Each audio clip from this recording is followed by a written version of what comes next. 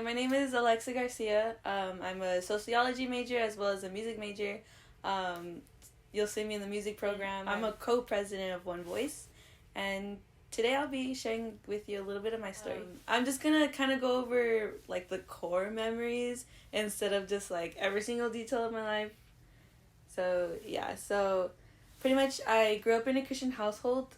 I went to the same Christian school from kindergarten all the way to my senior year of high school. And my home church has always been and is currently Calvary Chapel, South Los Angeles. So growing up in a Christian environment, I've always known who God is and what He's done for me. And I've prayed that sinner's prayer like hundreds of times throughout my childhood. But my faith was never like tested or matured until a little later on in my life. So in 2012, when I was in 6th grade, I went through like the first legit trial and probably one of the biggest trials me and my family would ever go through together. So we lost our house to foreclosure and we were homeless all throughout my middle school years. We lived with my grandparents on my dad's side, but I had never felt like it was anything close to home. I remember that day we lost our house, I went to church by myself for the first time, and we went in for worship and my pastor saying how great is our God. And I held in my tears at service as I asked God, like, how could you be such a great God if, like, I just lost everything? So I was living in the house for about a year and a half, but this shortly went from a loving household to an abusive one, and I had to endure living with my grandparents until I spoke up on my 13th birthday about a year later. When I did, my dad decided that we needed to leave, but we had nowhere else to go, so we lived in a motel for about half a year. Through my time living there, I saw a lot of terrible things happen, and I was struck with fear and anxiety to the point where I would go nights without sleep. I remember growing frustrated with God and questioning why my life the way that it was. But through these things, He never stopped being faithful. After struggling with homelessness for 2 years, we finally found a home. It was a small 2-bedroom townhouse about 2 miles away from the school I was going to at the time. And it's where my family and I currently still live. And though my family has outgrown it and it's a little run down, I will never stop being thankful for it. Compared to the things I was going through at the time, the way I'm telling the story might seem like a little underwhelming than what actually took place. But for a long time, and sometimes every now and then, like, I struggled with PTSD that manifested itself into like night terrors and intrusive thoughts. But despite these things, this part of my story seems a little bit underwhelming because I believe that God has fully healed me of these things.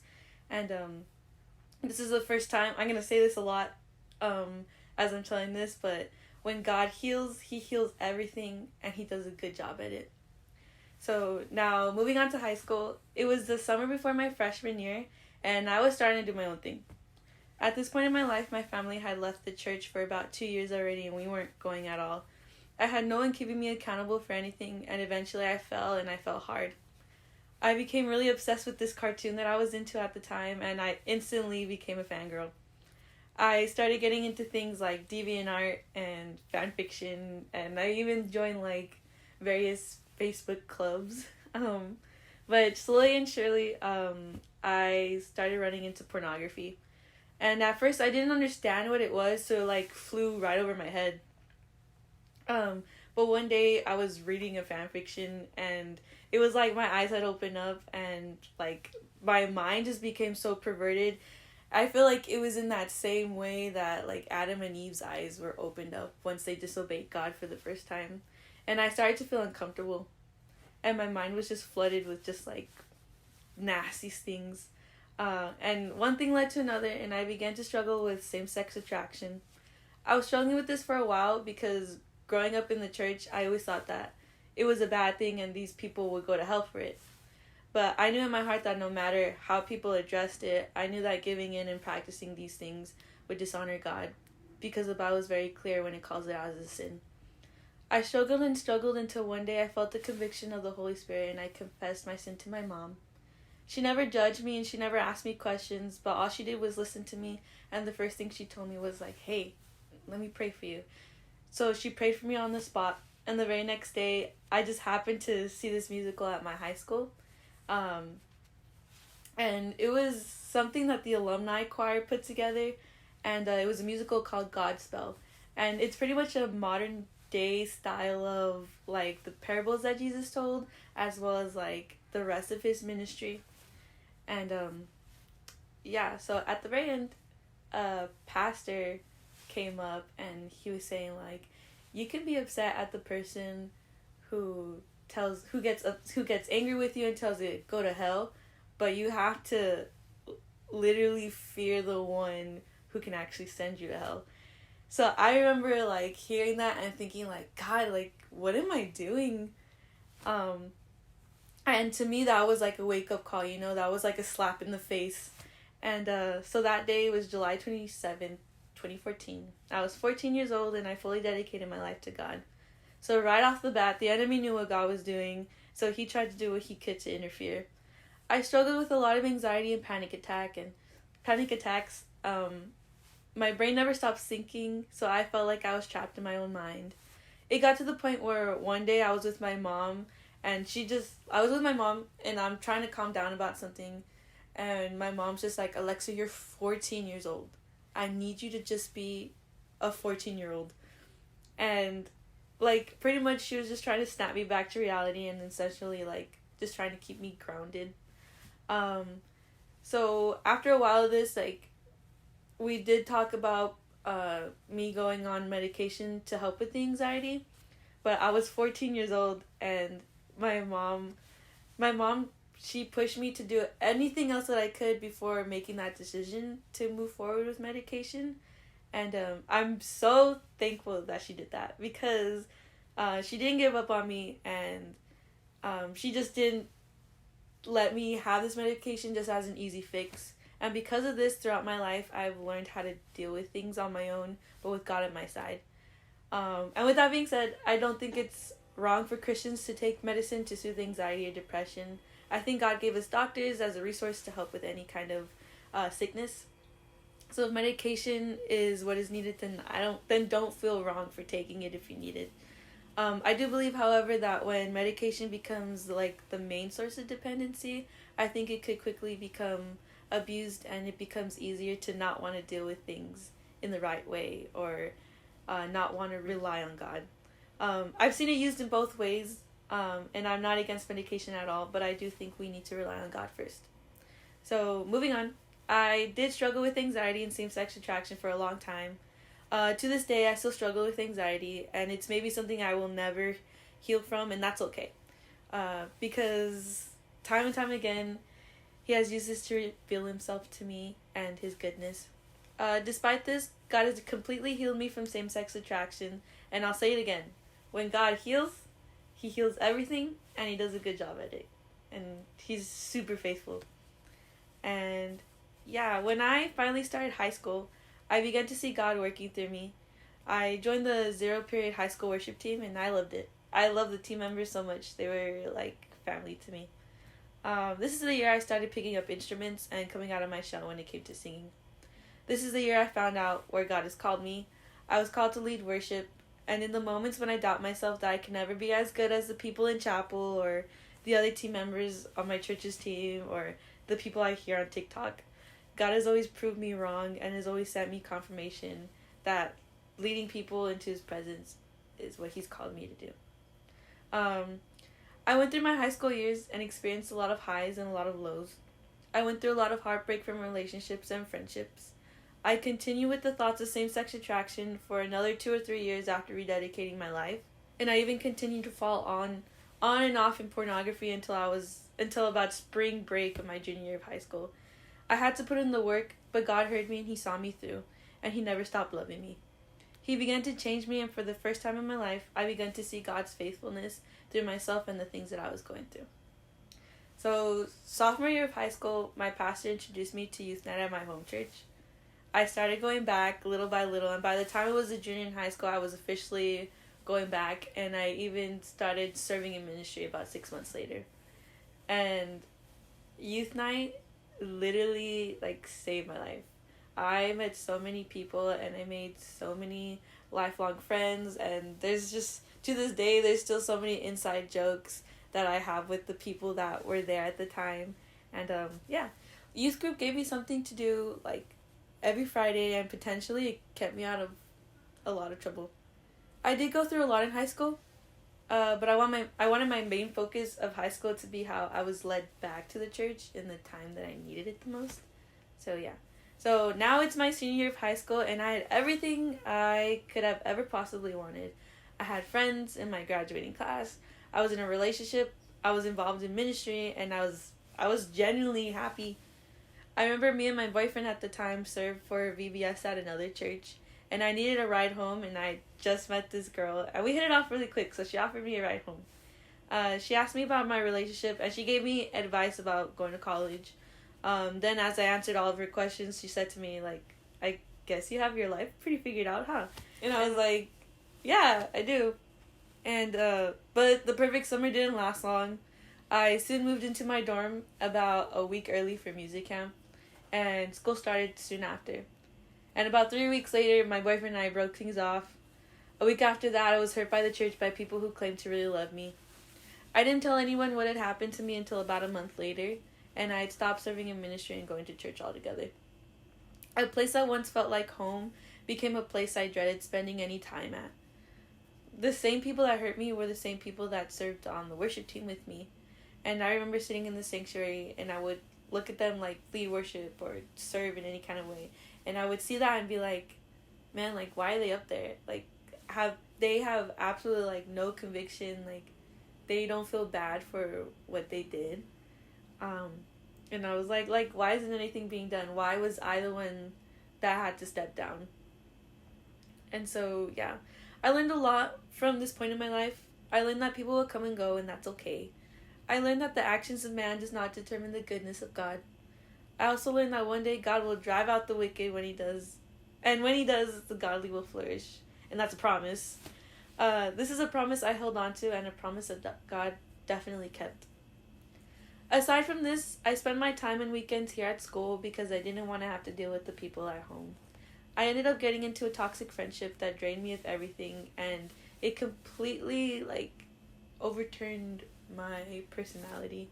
I went from having so much energy all the time and being, like, happy alongside of my extrovertedness to shying away and never reaching out to anyone and staying hidden, just being in my dorm all the time.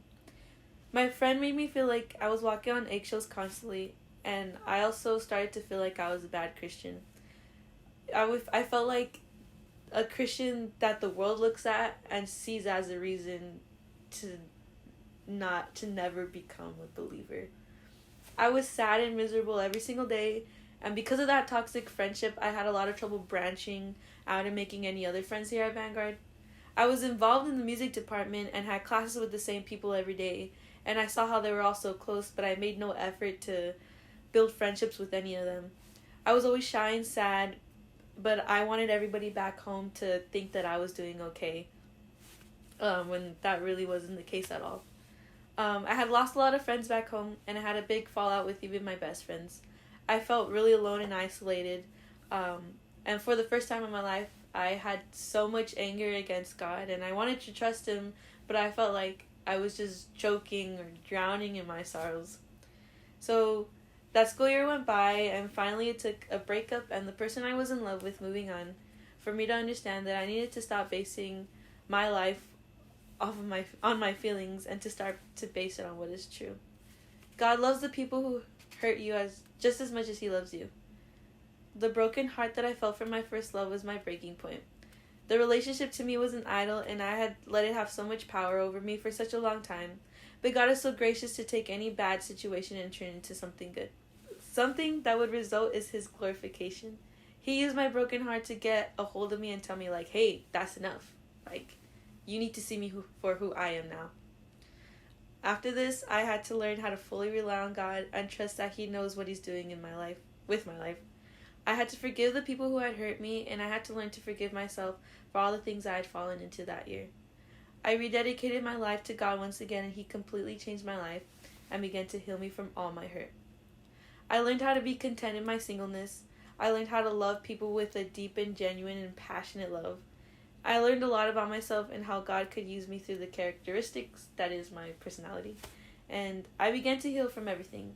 From my broken heart, from my church hurt, my resentment towards God, and even from my feelings of loneliness. And I'll say it again, God really does heal, and when He heals everything, and He does a good job at it. So about, sophomore year of college goes by, and then coronavirus, everybody gets sent home, and I was safe, I remember thinking, okay, I'm gonna either, make it through this pandemic without ever getting the virus, and at the very end, I could be like, wow, I never got it, and then, bragging rights, or I knew, if I were to get it, I would be like, I survived it, December of 2020, me and my family were exposed to COVID, and, along with that, my grandparents on my mom's side, earlier that year, they had gotten COVID, and they were both in the hospital, and, my grandpa, he fought for a very long time. He fought for about 9 months, and he passed away about a week or two before I got COVID, or actually probably a few days before I got COVID. So there was my grandpa passing away, and then when me and my family were exposed, it was like, wow, my parents already have different sicknesses, and my sister too, and I was the only one in my house that was like, nothing's wrong with me, so I'm gonna go through this fine. And it ended up being completely different. My sister has asthma, and she has pretty mild asthma, but it's she just kind of flew by it. And my parents were not that bad, but I was the one that got really sick. And so I remember not being able to breathe to the point where I got sent to the ER, and it was I remember coming out of the hospital thinking man, God saved me, and I was reintroduced to a lot of people in my life. I remember when I was in the hospital, I had hundreds of people that I'd never even met before. They were all praying for me, and I do specifically remember that this one man in my church, he commented on my mom's post about me, and he doesn't even know my mom, but he was he typed out his prayer God, fight this battle for her. And I was man, yeah, God, please fight this battle for me, because I can't do this on my own. I remember my 10 days went by, and I stopped feeling sick, or I started to feel better, and I remember it was God had changed me. God had completely changed me in those 10 days, because it's man, I really felt I was going to die, but Jesus saved me. And yeah, I learned a lot from that time in my life. I went through a lot with my grandpa passing away, but I know that God puts purpose into everything. My grandpa was not a Christian until the very end of his life, when he finally gave his life to God, and I believe that if he had never gotten sick, he would have never made that decision to follow Jesus. So I know I'll see him again one day. And yeah, it's been almost a year since then, and I look at myself then and I look at myself now, and it's just so different. Life is so different. My life personally is so different. My friends, but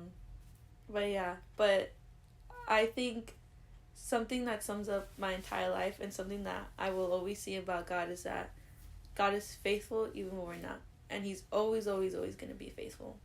And to me, that's just who God is. And yeah, so I'm a senior here at Vanguard, hopefully finishing up soon, and we'll see what happens. But yeah, that's my story.